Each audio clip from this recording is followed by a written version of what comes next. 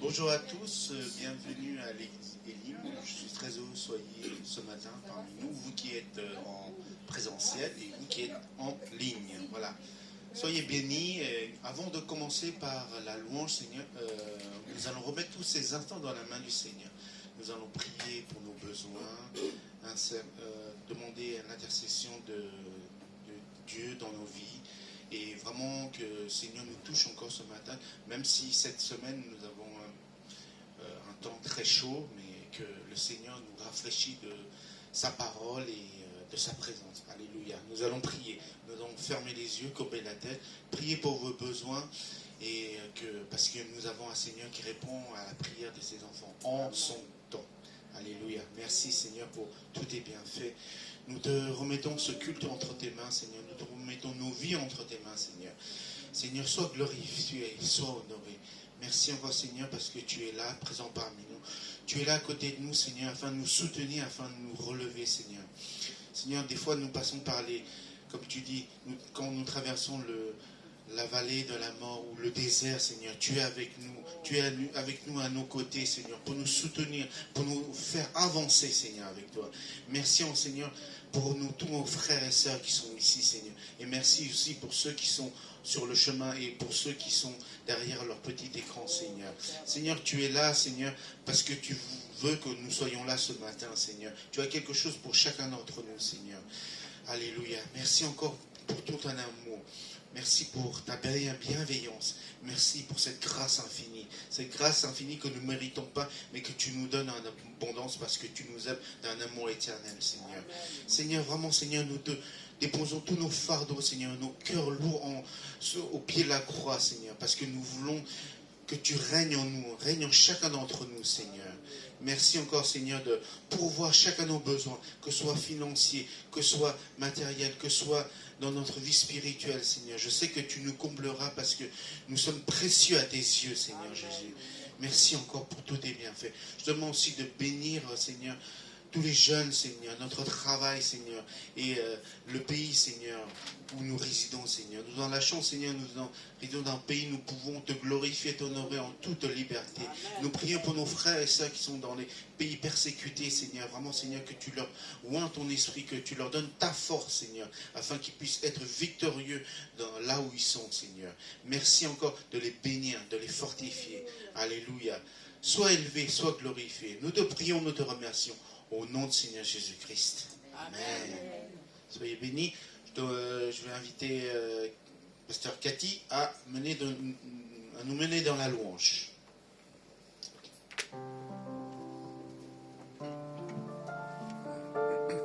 Ce matin, nous voulons encore louer notre Seigneur Jésus, qui est dans le ciel, qui règne déjà. Et Dieu vous invite tous à vous lever et de rendre gloire à nos dieux, à Jésus.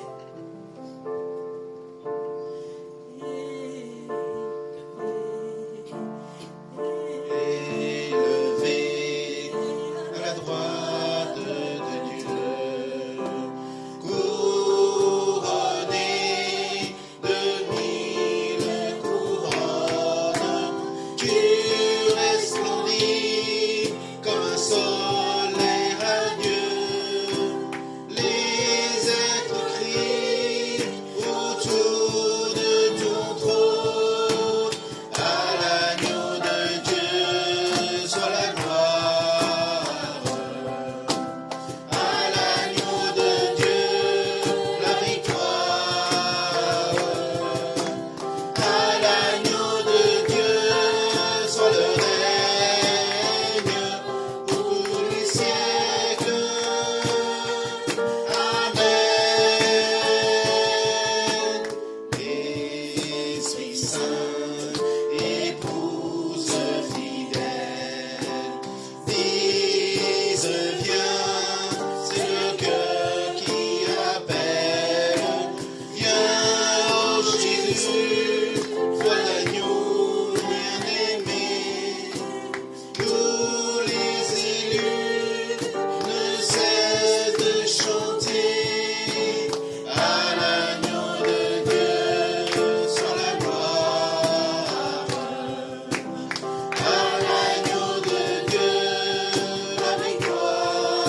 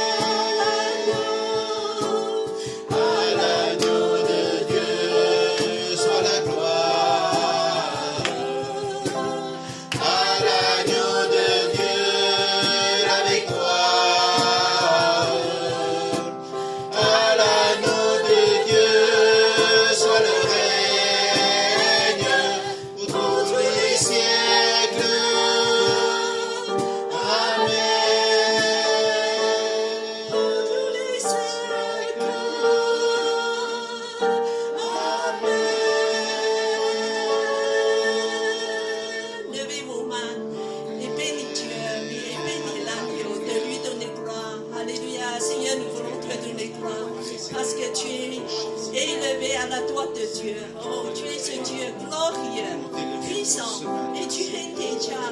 Oh, Seigneur, tout est en contrôle dans tes mains. Oh, Seigneur, tu es glorieux. Oh, Seigneur, nous t'adorons ce matin. À toi la gloire, à toi la louange. Alléluia. Alléluia. Prenez le temps d'adorer Jésus. Il est glorieux.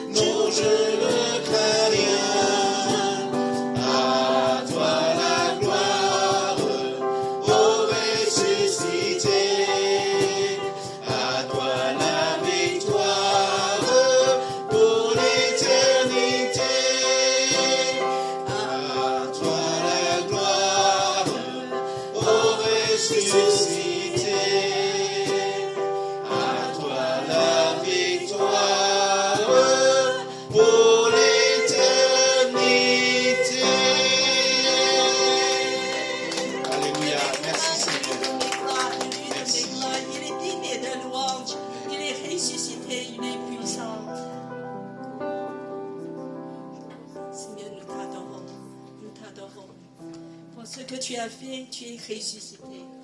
Tu es élevé à la droite de Dieu. Oh Seigneur, tu es le Seigneur glorieux. Oui Seigneur, nous t'adorons. Alléluia.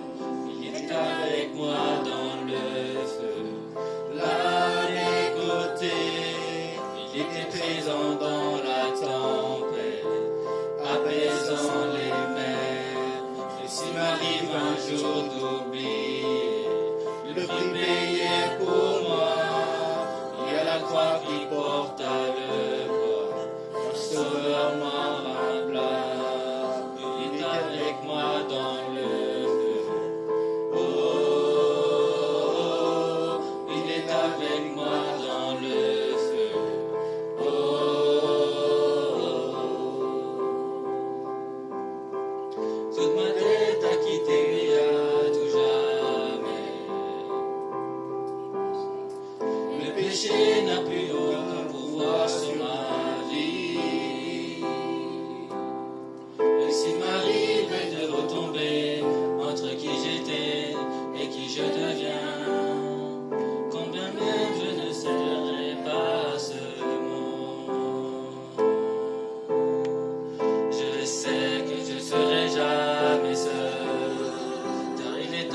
moi dans le feu, là à mes côtés, il est présent dans la tempête, apaisant les mers, que s'il m'arrive un jour d'oublier la puissance de sa grâce, il y a un taureau qui est bien libre, et cette puissance vit en moi, il est avec moi dans le feu. Il est avec moi dans le feu. Oh, il est avec moi dans le feu. Oh, il est avec moi dans le feu.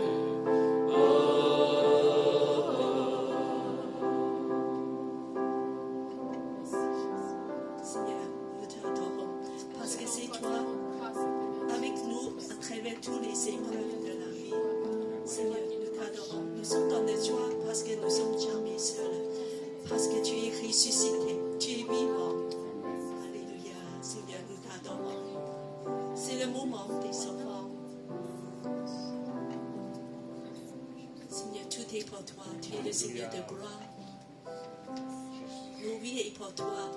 Seigneur, pour que tu transfères tous ces enfants, pour les multiplier, comme de 5 pains et de poissons. Oui, Seigneur, pour multiplier dans ta royaume, pour l'avancement de ta royaume, que nos cœurs se donnent entièrement à toi. Nous voulons reprendre le premier chant de louer notre Dieu, de dire qu'il est ce Dieu glorieux qui est assis à la droite de Dieu, sur son trône.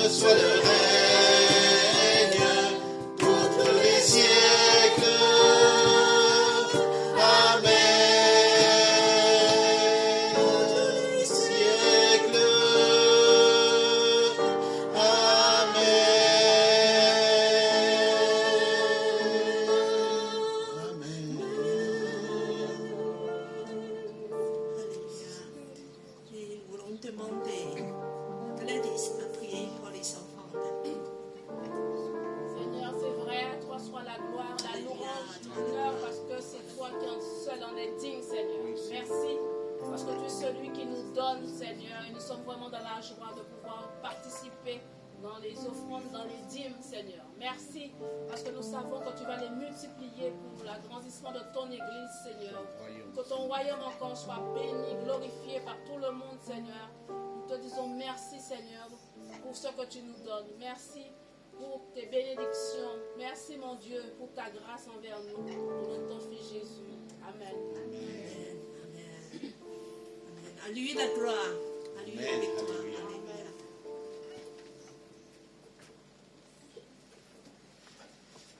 Dieu soit la gloire. Amen. Oh, bienvenue à tous, vous qui nous rejoignez. Donc, nous sommes une église des nations. Notre devise... aimer Dieu. Voilà, aimer, voilà. Vous connaissez tous, je pense. Aimer Dieu. Aimer la famille de Dieu et faire des disciples. Et nous avons des rendez-vous dans la semaine. tous les mercredis pour le groupe sinophone à partir de 15h30 et pour le groupe francophone à partir de 19h. Si vous êtes disponible à ces heures et si vous comprenez le chinois ou le français, vous êtes les bienvenus. Voilà. Alors, le 18 juin, c'est-à-dire dimanche prochain, nous fêtons la fête des disciples, comme chaque année.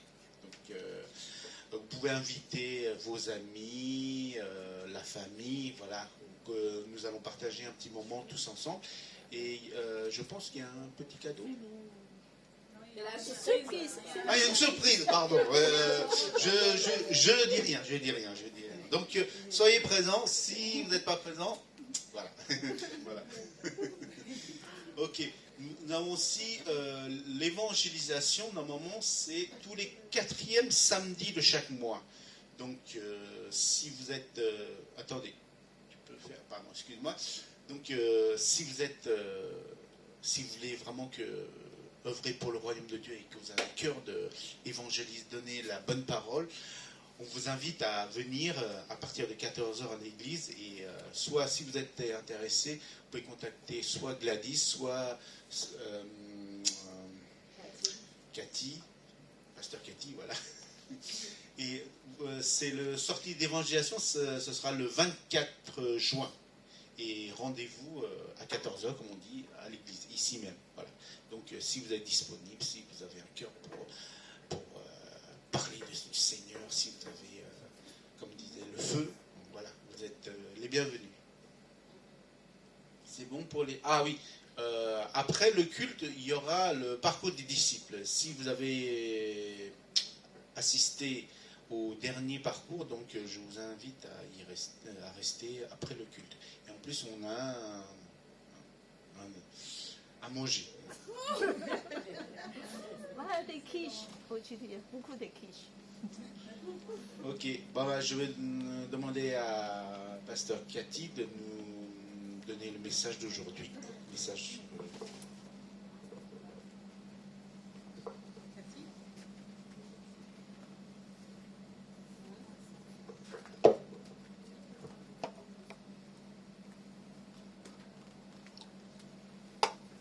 Je suis très heureux de pouvoir partager la parole de Dieu. Et la parole de Dieu est... Le micro.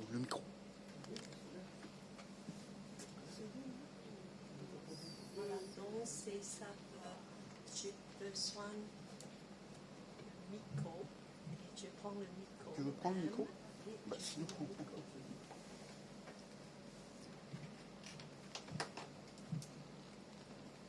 Alors,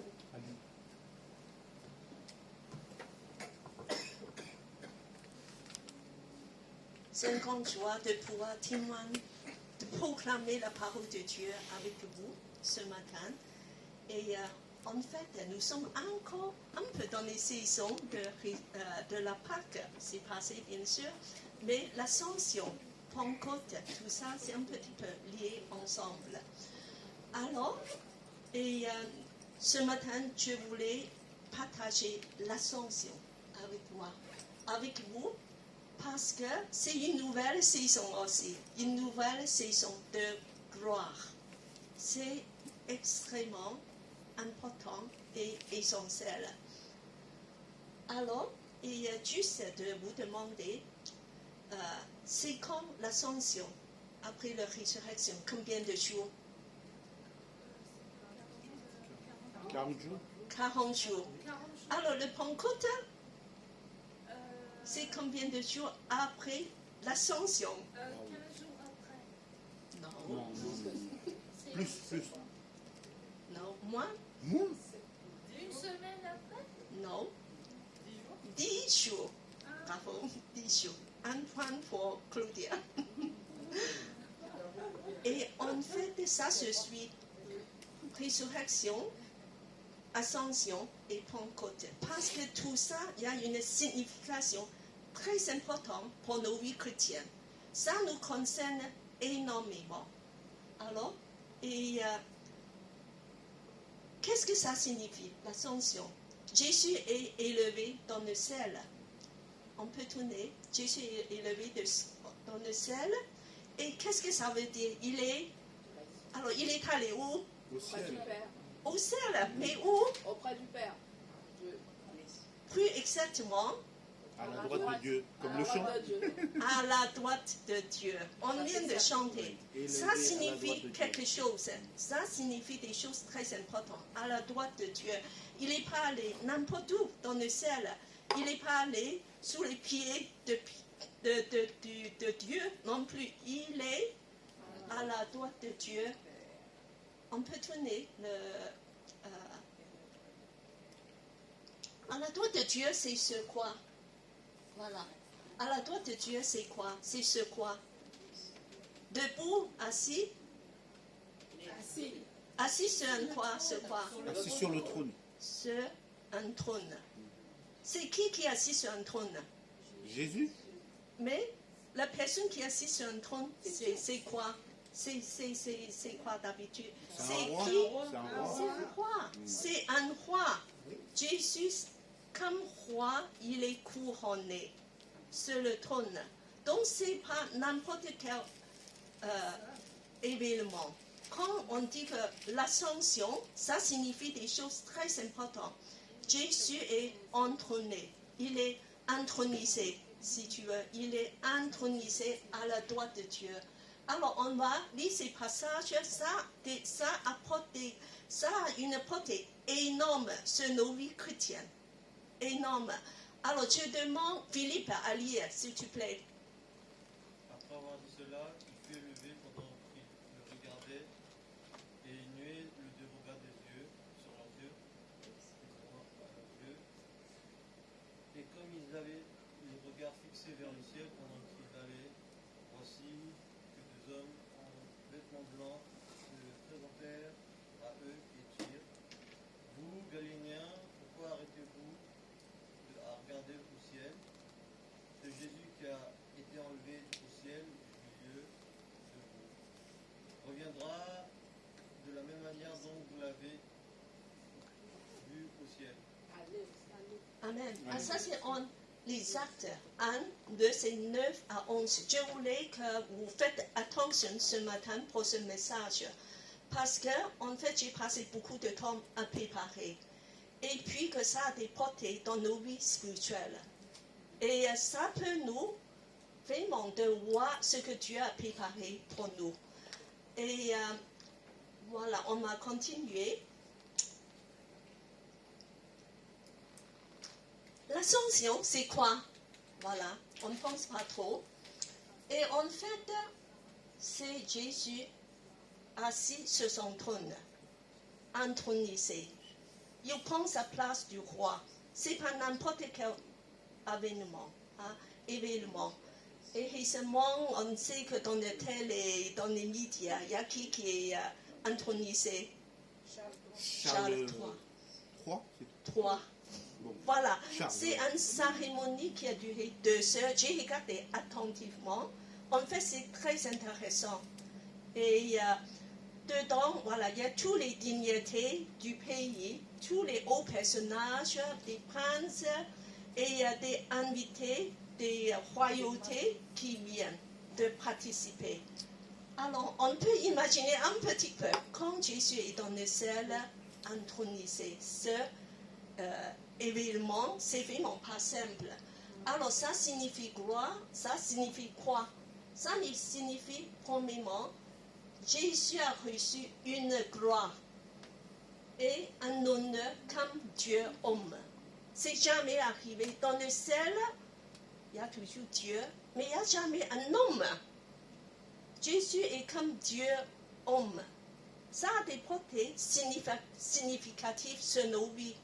Et nous sommes tous l'homme, dans la race d'homme. Pour une fois, il y a un homme qui est couronné dans le ciel, comme roi, de régner, commencer à régner. Jésus a reçu une gloire, on ne peut pas imaginer. Dans l'Apocalypse, tu peux voir un petit peu une image de sa gloire. Et un honneur comme Dieu homme. Et ça a des portées vraiment dans nos vies, parce qu'un jour, on a partagé cette gloire. Et voilà. Et puis que la Bible nous dit, Jésus-Christ il siège à la droite de Dieu. À la droite de Dieu. Donc c'est une position de puissance. C'est une position privilégiée. C'est une position de domination. À la droite de Dieu. Il commence déjà à régner. Voilà. Et il est entouré par des milliers des anges. Et il y a beaucoup de puissances célestes aussi. On peut tourner. Ici. Alors maintenant, on va regarder qu'est-ce que ça veut dire. Jésus siège à la droite de Dieu. Alors, ça veut dire quelque chose de très important. Quand quelqu'un qui commence à prendre sa place de dirigeant, du roi, de régner à la droite de Dieu, le maître de tout l'univers, ça veut dire que c'est un signe d'achèvement de son œuvre rédemptrice. Jésus a tout accompli, des œuvres magnifiques, incroyables. La croix, le sacrifice, résurrection, et ça veut dire tout ce qu'il a fait est approuvé par Dieu. Amen. Voilà, Dieu est entièrement content, satisfait de tout ce que Jésus a fait. C'est comme qu'il a gagné toutes les victoires, c'est comme que maintenant, quelqu'un qui a fait des œuvres magnifiques, difficiles, des exploits, il est retourné au pays, alors donc il prenait sa place. De dire que je veux savourer ma réussite. Maintenant, je vais prendre ma place. Je vais reprendre cette place de gloire. Et donc il est revenu de reprendre la gloire céleste. Et en plus de toute sa victoire, toutes ces victoires qu'il a gagnées, donc il reprend sa place. De dire maintenant, je commence à régner. Voilà, on va continuer. Et ça veut dire, Jésus, à la droite de Dieu, ça veut dire autre chose aussi. Je demande Nicolas à lire le titre. Christ a reçu l'autorité sur l'univers. Ça, c'est quelque chose de magnifique. Sur cette place à la droite de Dieu, Christ a reçu l'autorité sur l'univers. Pas n'importe où. Pas seulement le ciel, la terre, sous la terre, sur le monde spirituel, visible, invisible, sur tout l'univers. Et pas seulement à ce moment-là, et pour l'éternité. Alors, on va lire ça et, en Éphésiens 1, 20 à 21. Je demande Adèle à lire. Dieu l'a mise en action dans le Christ, en le ressuscitant d'entre les morts et en le faisant asseoir à sa droite dans les lieux célestes. Continue. Au-dessus de toute principauté, autorité, puissance, souveraineté, au-dessus de tout nom qui peut se nommer, non seulement dans le siècle présent, mais encore dans le siècle à venir. Amen. Amen. Ici, on voit que Dieu l'a ressuscité et puis qu'a élevé dans le ciel, assoit à sa droite dans les lieux célestes. Alors sa position, c'est au-dessus de tout, du monde spirituel, des anges, même des puissances de ténèbres, des puissances de domination. Et ici, quand il parle de principauté, autorité, puissance, beaucoup c'est des choses, la force négative. Alors Jésus a anéanti tout ça. Il est au-dessus de tout ça, de toute puissance spirituelle, visible, invisible. Et son nom est au-dessus de tout nom. Ça veut dire que Jésus commence son règne. Ça veut dire qu'il prend place officielle. sur son trône. Ça veut dire que tout le domaine céleste appartient déjà à Jésus. La puissance de ténèbres est repoussée. Jésus a emporté une victoire définitive. Alors, l'univers commence à ce moment à être restauré. Une restauration commence. Quand le moment où Jésus prend place à la droite de Dieu, une grande restauration commence. Le royaume de Dieu est déjà gagné sur le lieu céleste. Mais sur la terre, ce n'est pas encore le cas.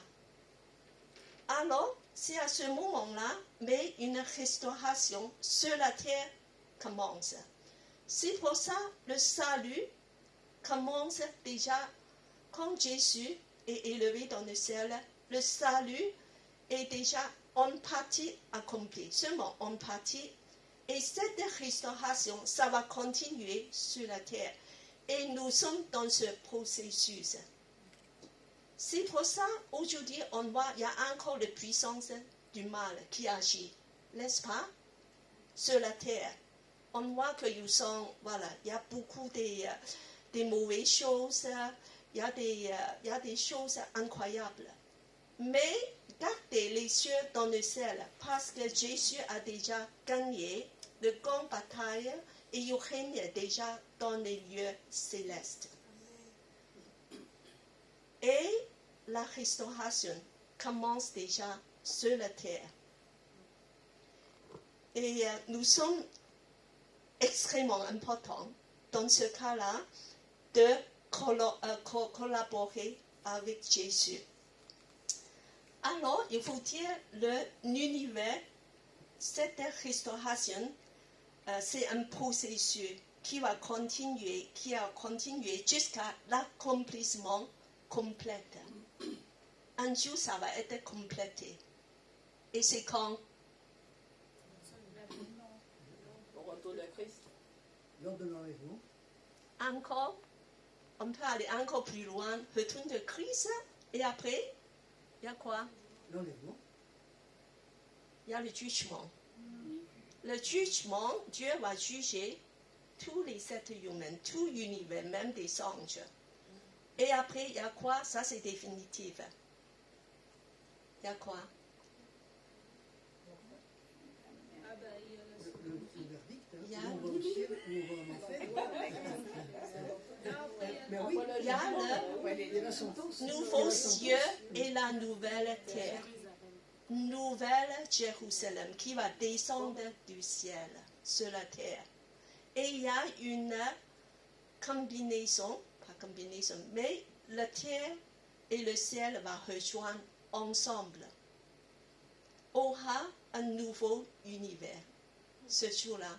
Et ça, c'est définitif quand c'est le nouveau ciel et la nouvelle terre. On peut voir ça dans le dernier chapitre de l'Apocalypse. C'est 21. Voilà. Ça, c'est ce que le plan de Dieu, le big plan, le plan de Dieu va jusqu'à la fin. Et nous sommes encore dans ce processus. Et il faut qu'on reste là de dire, quelle est ma position? Qu'est-ce que je dois faire dans ce processus? Très important, parce que Dieu comme sur vous, Dieu comme sur nous. Voilà, on m'a encore réfléchi à asseoir à la droite de Dieu.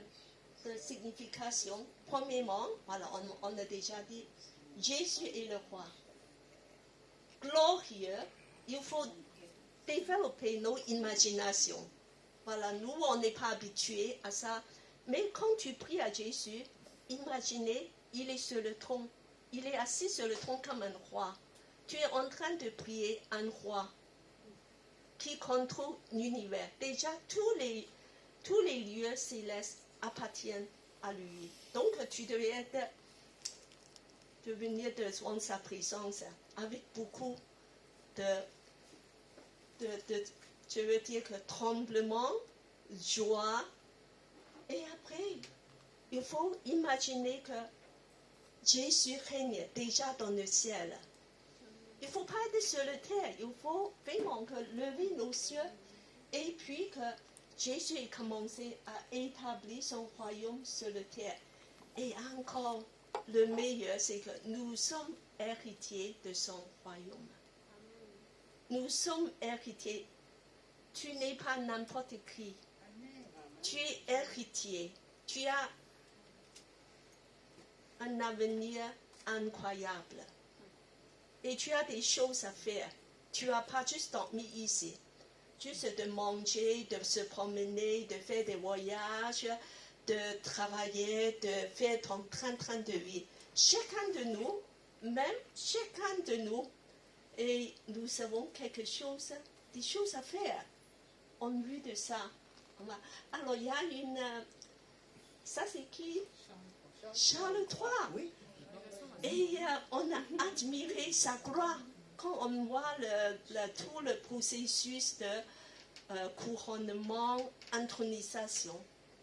Et savez-vous qu'un jour, ta position, c'est aussi éminent, c'est aussi glorieux. Alors, on a tourné. Alors, il y a quelque chose qui est déclenché. Quand Jésus est monté, élevé dans le ciel, il a reçu le droit de répandre le Saint-Esprit. Le Saint-Esprit, c'est quelque chose pour nous maintenant. Alors, je vais demander Gladys à lire. Acte 2, verset 33. Oui. Élevé par la droite de Dieu, il a reçu du Père l'Esprit Saint qui avait été promis. Et il l'a répondu, comme vous le voyez et l'entendez. Voilà. Et ça, c'est le message de Pierre, le jour de Pentecôte.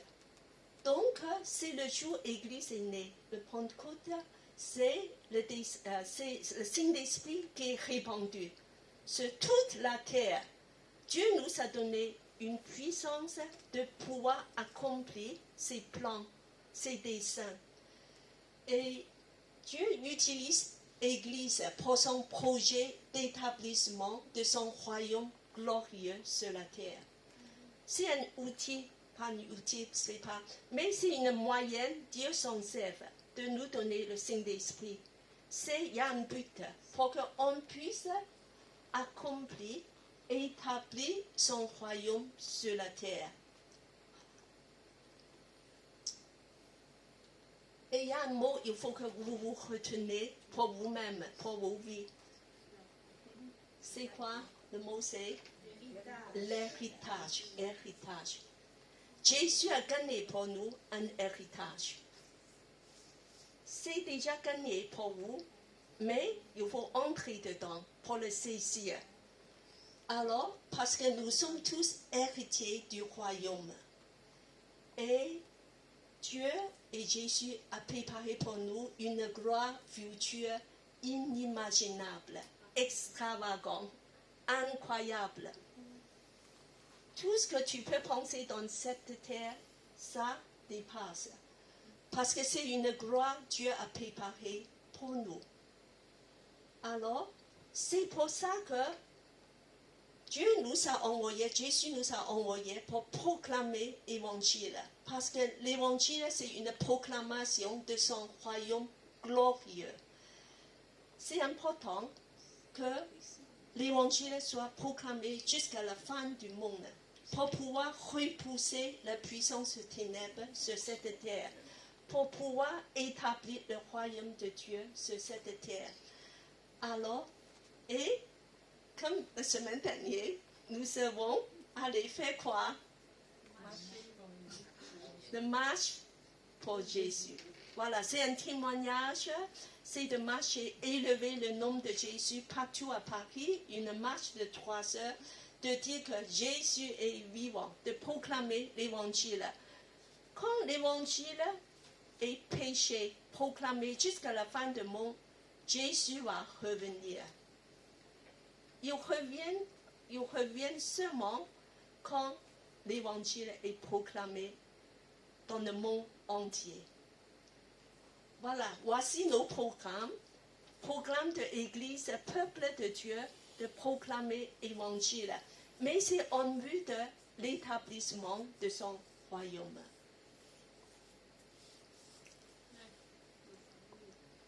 Alors, dans nos héritages, alors ça signifie beaucoup, ça signifie son règne, sa victoire, sa gloire, la gloire de Dieu.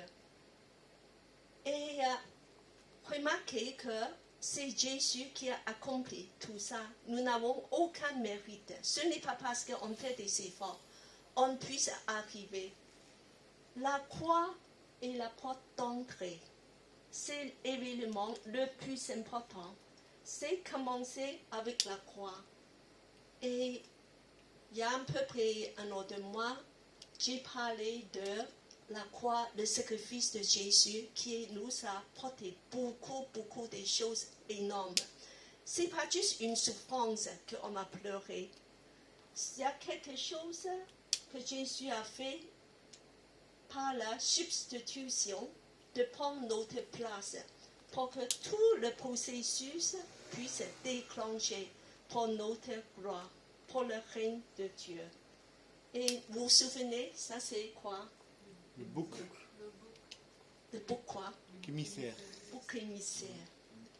Jésus a été rejeté afin qu'on puisse être accepté. Jésus est mort afin qu'on puisse avoir la vie. Jésus est meurtrisé afin qu'on puisse être guéri. Il a été maudit afin qu'on puisse recevoir la bénédiction. Et Jésus a fait tout ça afin de nous donner sa royaume. Parce que c'est la croix qui a tout déclenché.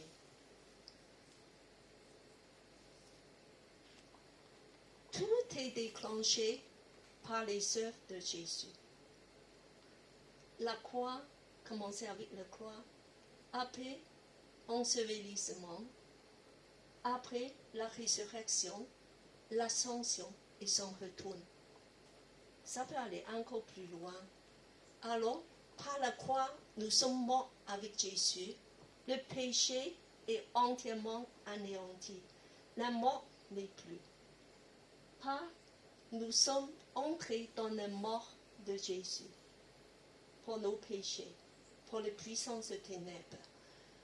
Par son ensevelissement, nous sommes enterrés avec Jésus. Nous sommes morts enterrés avec lui pour que la puissance de péché est entièrement éliminée.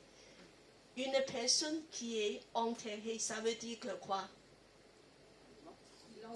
Plus que mort. Moi, je crois que parce qu'il est fait mortadelle. Il est mort. Mort. Alors, pour des personnes comme ça, il n'a plus aucune réaction devant le péché. Le péché, il n'y a plus aucune puissance sur un mort. Il ne réagit plus. Et après la résurrection, Jésus est ressuscité. Ça veut dire quoi? Une nouvelle vie. Nous avons reçu une nouvelle vie. Nous sommes renaître de nouveau, mais pas n'importe quelle vie, mais avec la vie de Jésus. Et plus tard, avec un corps ressuscité.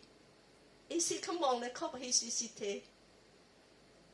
Glorieux, sans maladie, belle, rempli de gloire. Oui, je crois que Sylviane va dire Amen.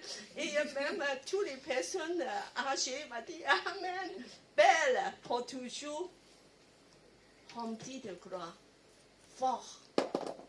Et il nous donne, par la résurrection de Jésus, il nous donne aussi un corps ressuscité. Un jour, on va être transformé. Et maintenant, par l'ascension, qu'est-ce qui nous a apporté? Qu'est-ce que ça nous a apporté? Alors, selon ce que tout à l'heure, je vous ai expliqué, on va régner avec Jésus un jour.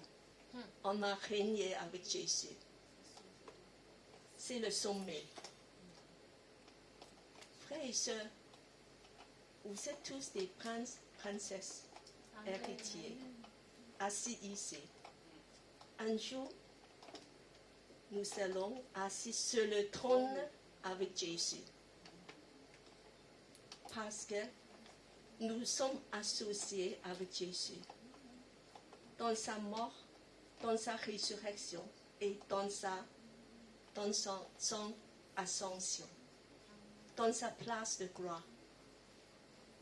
Alors, donc, tous ces événements, ça a une portée énorme sur nos vies. Pas seulement plus tard, on dit que c'est plus tard tout ça. Qu'est-ce que ça a fait avec moi maintenant sur la terre? Oui, il y a beaucoup de choses. Ça change ta façon de vivre. Ça change ta façon de réagir en face de tous les événements. Parce que tu es un avenir glorieux. Voilà, on va continuer. Voilà, maintenant, je vais vous raconter une histoire, un SDF. Voilà, on connaît des SDF à Paris. Et bon, et il y a un SDF qui habite quelque part à Paris. Alors, il vit sous un pont. C'est depuis longtemps il est SDF. Donc, il vit dans la pauvreté, dans le misère. Tu vois que la vie de SDF, il manque un petit peu de tout. Parfois, il a faim. Et parfois, il a un logement. Quand on vit dans un, il va dedans. Quand il n'y a pas, il va vivre sous la tente. Et alors, mais il est toujours triste, angoissé parce qu'il a peur et surtout il est désespéré. Il n'y a pas l'avenir. Et puis, il est maltraité par des méchants.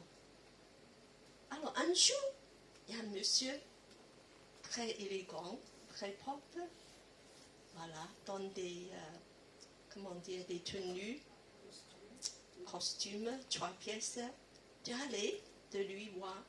Il dit que, monsieur, je suis avocat. J'ai une nouvelle à vous annoncer.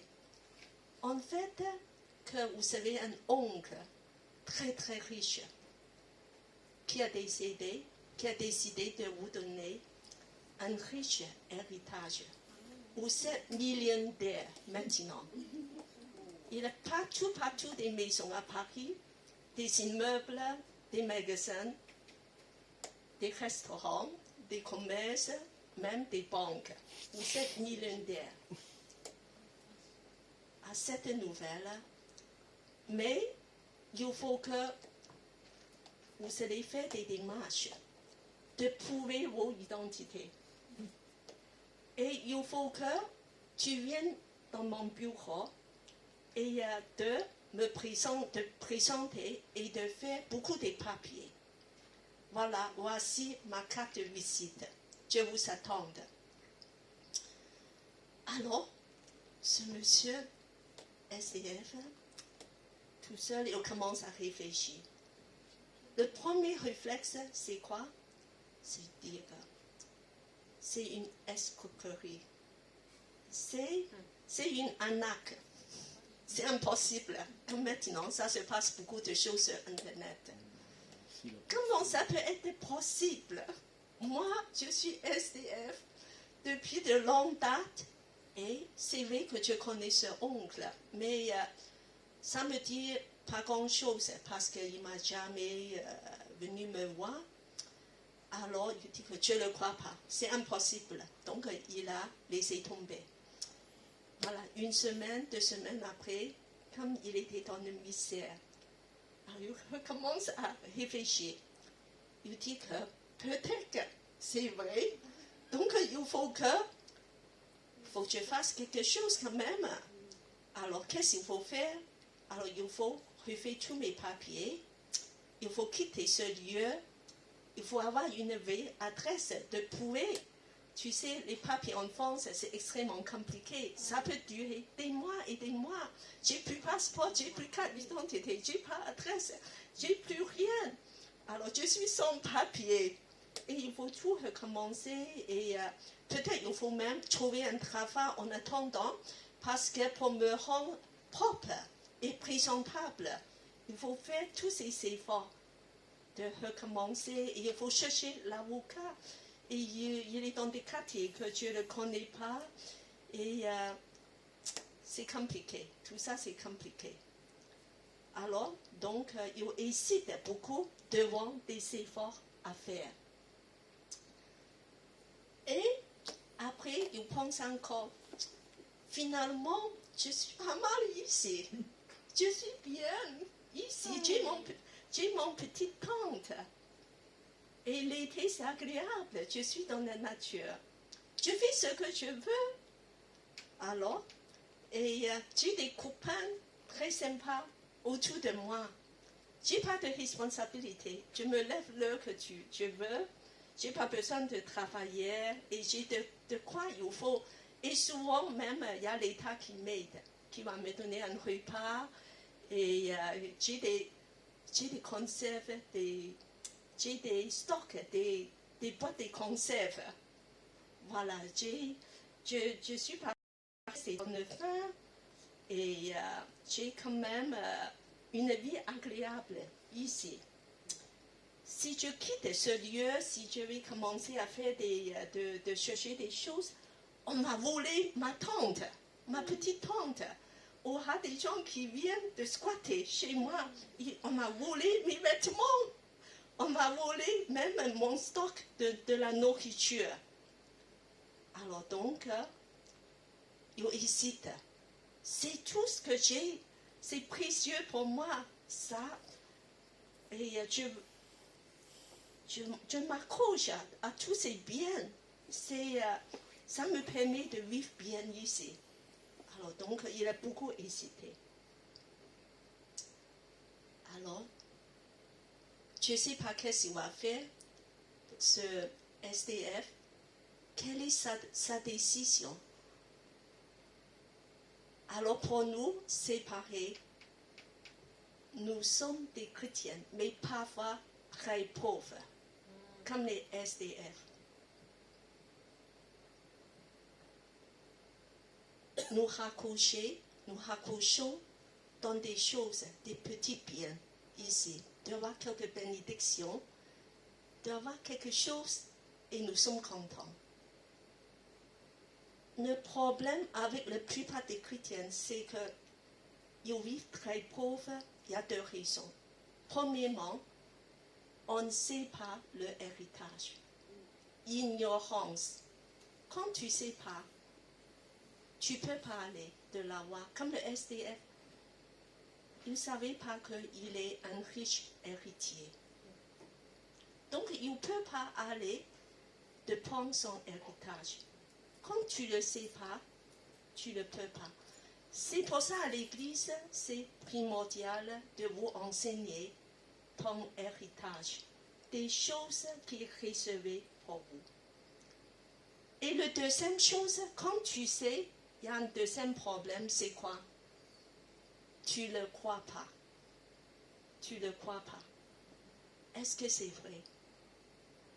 Est-ce que c'est important?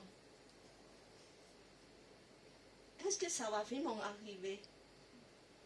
Alors, c'est quelque chose qui bloque nos vies d'avancer et qui bloque le royaume de Dieu d'avancer aussi. Alors aujourd'hui, je vous annonce une bonne nouvelle comme un avocat, de dire que vous avez une gloire future, vous avez un grand héritage, vous êtes très riche, vous êtes des héritiers très riches. Dieu a un appel pour vous et vous êtes destinés pour sa gloire. Qu'est-ce que tu vas faire avec? Comment tu vas réagir? C'est à toi à choisir et à faire. Alors, maintenant, je voulais juste prier une prière pour vous. C'est une prière dans la Bible, Éphésiens 1, 16 à 21. Voilà. D'abord, on m'a lu une fois. Je vais demander Philippe à lire, s'il te plaît. Je ne cesse de te rendre grâce pour vous. Je fais mention de vous dans mes prières, afin que le Dieu de notre Seigneur Jésus-Christ, le Père de gloire, nous donne un esprit de sagesse et de révélation qui nous fasse connaître. Qu'il illumine les yeux de votre cœur, afin que vous sachiez quelle espérance s'attache à son appel, quelle est la glorieuse richesse de son héritage au milieu des saints, et quelle est la grandeur surabondante de sa puissance envers nous, croyons selon l'action souveraine de sa force. Il a mis en action dans le Christ, en le ressuscitant d'entre les morts et en le faisant s'asseoir à sa droite dans les lieux célestes, au-dessus de toute principauté, autorité, puissance, souveraineté, au-dessus de tout nom. Une prière de l'apôtre Paul pour les Éphésiens, pour les chrétiens comme nous. Il dit que, premièrement, verset 17, Dieu vous donne révélation.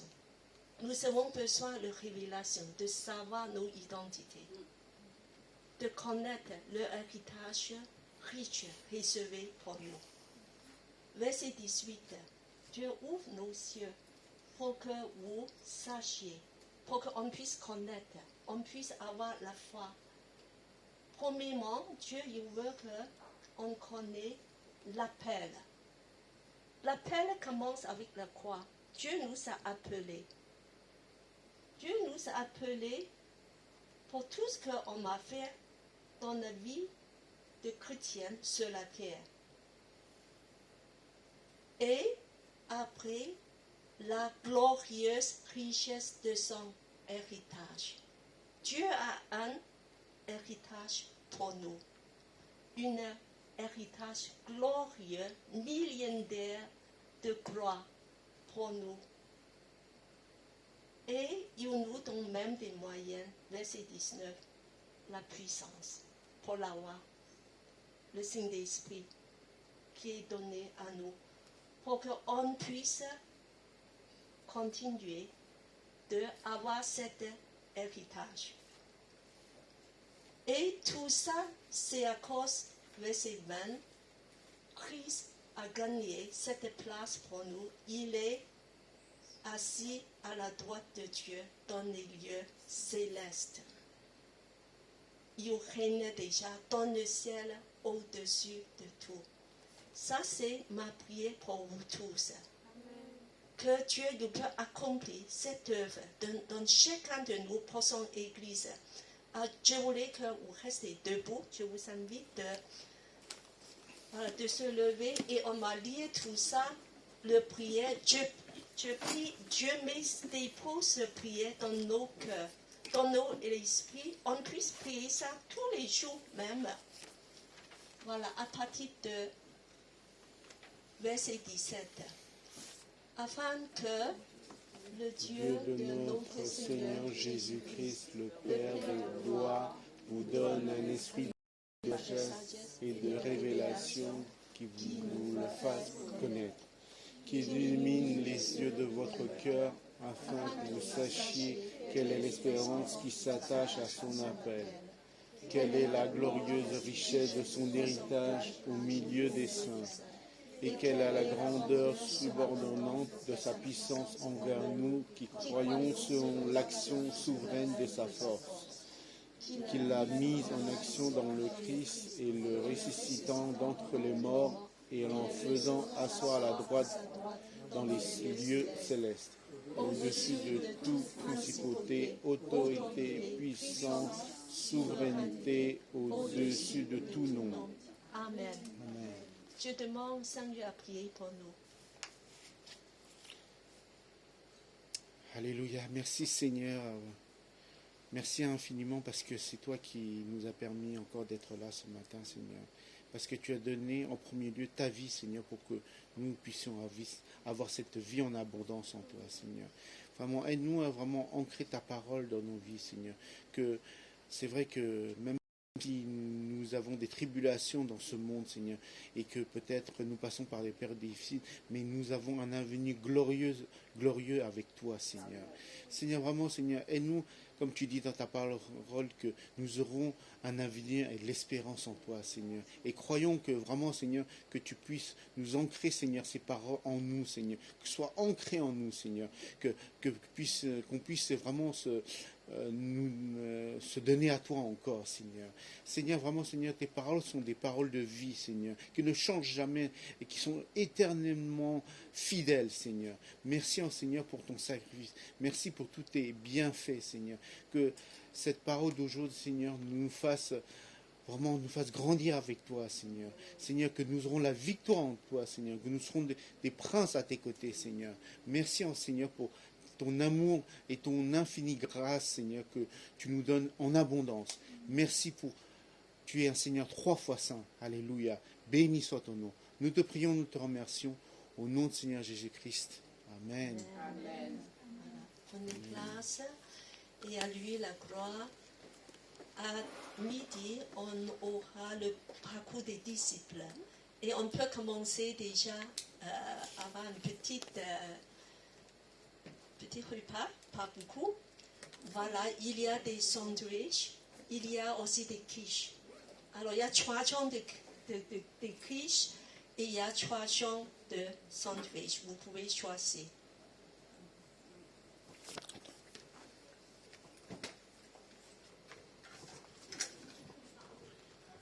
Je sais qu'aujourd'hui, on a une personne nouvelle dans la salle, des personnes nouvelles, voilà. Si vous voulez vous présenter, donnez votre nom, voilà, juste pour que l'église Elim vous accueille. Oui? Comment tu t'appelles? Audrey Vanessa. Bienvenue à Audrey Vanessa, on applaudit. Et madame? Julina. Ok. Bienvenue à Julina aussi.